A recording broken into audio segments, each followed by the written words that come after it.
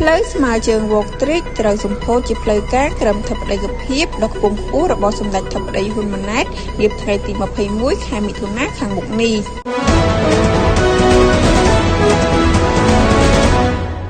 ផ្លូវថ្មើរជើងវោកទ្រីកដែលកំពុងតាក់ទាញចំណាប់អារម្មណ៍យ៉ាងខ្លាំងពីប្រជាពលរដ្ឋនិងភ្ញៀវទេសចរជាតិអន្តរជាតិបន្ទាប់ពីដំណើរការបណ្ដោះអាសន្នអស់ជាង4ខែ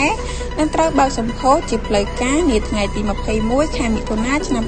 2025ខាងមុខនេះក្រមធិបតីភាពដ៏ខ្ពង់ខ្ពស់របស់សម្ដេចមហាបវរធិបតីហ៊ុនម៉ាណែតនាយករដ្ឋមន្ត្រីនៃព្រះរាជាណាចក្រកម្ពុជានិងលោកជំទាវបណ្ឌិតគម្រោងនៃការបើកសម្ពោធផ្លូវថ្មើរជើងវោកទ្រីកជាផ្លូវការនេះបានធ្វើឡើងក្នុងកិច្ចប្រជុំជាមួយរដ្ឋមន្ត្រីពាក់ព័ន្ធនាព្រឹកថ្ងៃទី28 ខែឧសភាឆ្នាំ2025នេះក្រមធិបតីភាពឯកឧត្តមខួនស្រេងអភិបាលរាជធានីភ្នំពេញនៅសាលារាជធានីភ្នំពេញឯកឧត្តមខួនស្រេងបានលើកឡើងថាកិច្ចប្រជុំនេះធ្វើឡើងដើម្បីពិភាក្សាក្នុងការជ្រើសរើសយកទីតាំងនៃការកាត់ខ្សែបូសម្ពោធដាក់ឲ្យប្រើប្រាស់ជាផ្លូវការ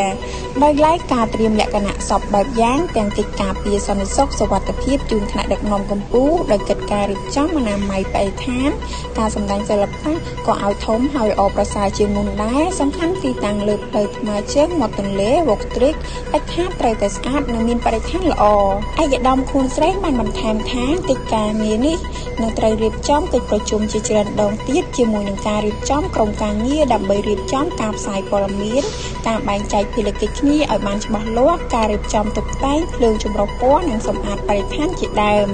សូមជម្រាបថាផ្លូវថ្មើរជើងវោកទ្រីកត្រូវបានរដ្ឋបាលរាជធានីភ្នំពេញដាក់ឲ្យដំណើរការសាកល្បងកាលពីថ្ងៃទី1 ខែកុម្ភៈឆ្នាំ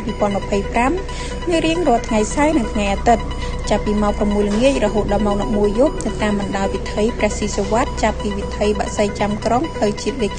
94រហូតដល់មកព្រះបរមរាជវាំងស្ថិតនៅខណ្ឌដូនពេញរាជធានីភ្នំពេញ